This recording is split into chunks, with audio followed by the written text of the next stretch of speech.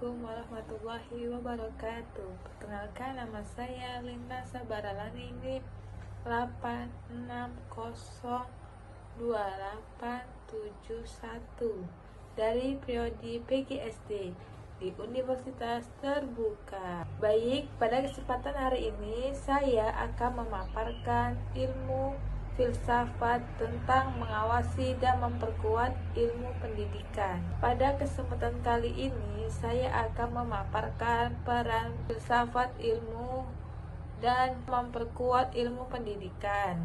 Ada 4 bagian. 1.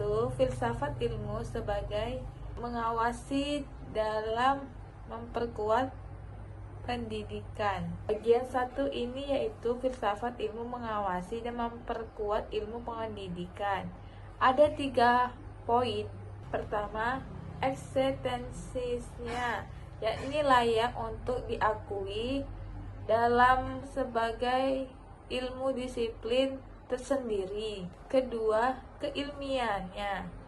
Apa sih? Memastikan metode dapat dipertanggungjawabkan. 3. Nilai-nilainya. Apa sih nilai-nilainya? Memastikan pendidikan membentuk moral manusia. Contoh bagian 1 yaitu ketika saya duduk di sekolah dasar, guru saya tidak hanya mengajarkan pelajaran dari buku, tetapi mengajarkan arti nilai kejujuran saat ulangan. Tanpa disadari, itulah yang dimaksud wujud pengawasan nilai dalam pendidikan yang dijaga oleh filsafat ilmu. Bagian 2, pendidikan bermakna memperkuat filsafat ilmu. Hubungan antara filsafat ilmu dan pendidikan bersifat timbal balik. Pengalaman nyata di ruang kelas, pengumpulan guru, antara guru dan murid, serta perubahan sosial yang terjadi di sekitar. Semuanya menjadi bahan pemikiran yang memperkaya ilmu filsafat. Contoh, ketika saya mulai kuliah di Universitas Terbuka dengan sistem pembelajaran jarak jauh, saya kuliahnya ambil salut. Nah, terhubung kantornya jauh, jadi saya ikut salut di sekitar rumah. 3. Filsafat ilmu sebagai pisau analisis. Disebut pisau analisis karena memiliki 3 dimensi. Pertama yaitu ontologi, epistemologi, dan aksiologi. Ontologi itu sudah pernah kita bahas, yaitu mempertanyakan hakikat pendidikan. Contohnya, saya pernah bertanya kepada diri sendiri, apakah tujuan saya kuliah di PGSD ini hanya untuk mendapatkan ijazah ataukah untuk benar-benar menjadi pendidik yang baik? Pertanyaan itulah yang disebut pertanyaan ontologi. 2. Epistemologi, menguji cara memperoleh pengetahuan. Contoh pribadi, saya lebih mudah memahami materi ketika membaca modul secara perlahan dibandingkan sekedar menghafal. Hal ini menunjukkan bahwa cara belajar yang tepat akan menghasilkan pemahaman yang lebih bermakna. Aksiologi, menilai manfaat pendidikan.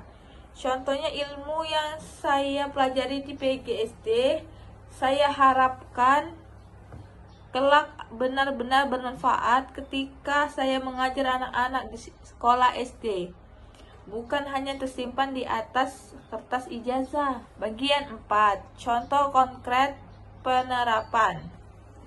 Dalam kebijakan, kurikulum Merdeka mencerminkan pemikiran aksiologis bahwa pendidikan harus membebaskan potensi peserta didik. Contohnya yaitu saya merasakan perbedaannya ketika belajar dengan kurikulum yang lama yang lebih banyak menghafal dibandingkan pendekatan sekarang yang lebih mendorong siswa untuk berpikir dan berkreasi. Dalam kurikulum, pendekatan berbasis kompetensi lahir dari epistemologi yang yakni bahwa mengetahui sejati adalah pengetahuan yang bisa diterapkan.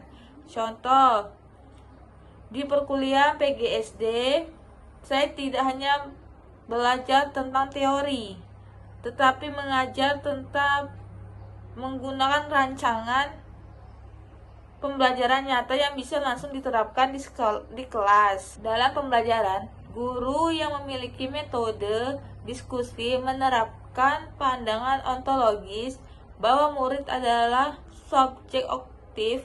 Contoh pribadinya yaitu saya lebih bersemangat belajar ketika dosen mengajak diskusi daripada hanya menjalankan materi satu arah karena saya merasa pendapat saya dihargai. Dari pemaparan ini dapat disampaikan bahwa filsafat ilmu dan ilmu pendidikan saling menguatkan.